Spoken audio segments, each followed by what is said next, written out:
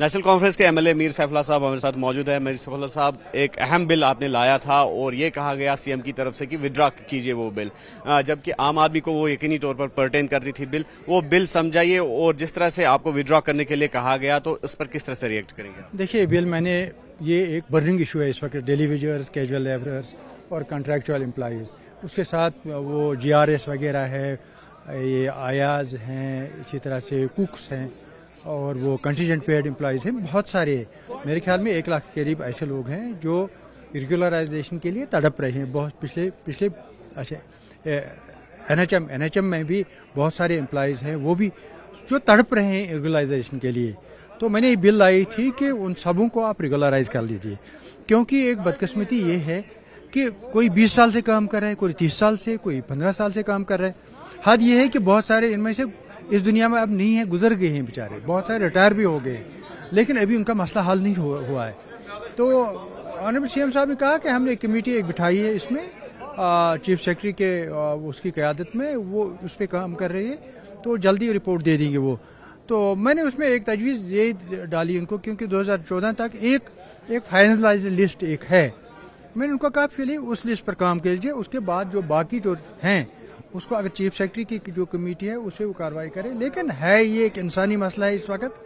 بہت بڑا انسانی مسئلہ ہے، ان کے بچوں پہ اثر پڑا ہے، ان کی فیملیز پہ اثر پڑا ہے، وہ سوسائٹی میں آؤٹ کاسٹ ہو گئے ہیں، یہ ڈیلی ویجرز، کیجول لیبرز اور ڈفرینٹ ٹائپ کے کنٹریکچوئل امپلائیز،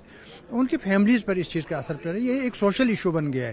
تو اس پر میں نے زور دیا تھا کہ اس مسئلے کو حل کرنے کی بہت ضرورت ہے، یہ کر دیجیے مسئلہ حل، کیونکہ یہ گورنمنٹ جو ہے لوگوں کی گورنمنٹ ہے، لوگوں نے اس گورنمنٹ کو بنایا ہے، چنا ہے، تو لوگوں کی گورنمنٹ ہی لوگوں کا مسئلہ جو ہے حل کر سکتی ہے۔ کیا آشواسن ملا چیف منسٹر کی طرف سے کہ آپ نے ودرا؟ آپ نے یقین دلایا کہ ہم نے جو کمیٹی کا جو رپورٹ ہے وہ جلدی آنے والا ہے اور ہم اس پر کارروائی کریں گے، اور مجھے پورا یقین ہے یہی گورنمنٹ جو ہے، عمر عبداللہ صاحب کی گورنمنٹ جو ہے، جو daily wagers, casual labourers, contractual employees ہیں، یا باقی جو ایجوکیشن میں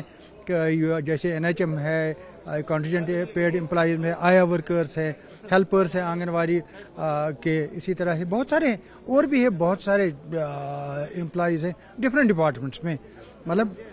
ان کا ریگولرائزیشن ہونا بہت ضروری ہے، اور CM صاحب نے اس کا یقین دلایا، اس کے یقین پر ہی، اس کے ایشورنس پر مجھے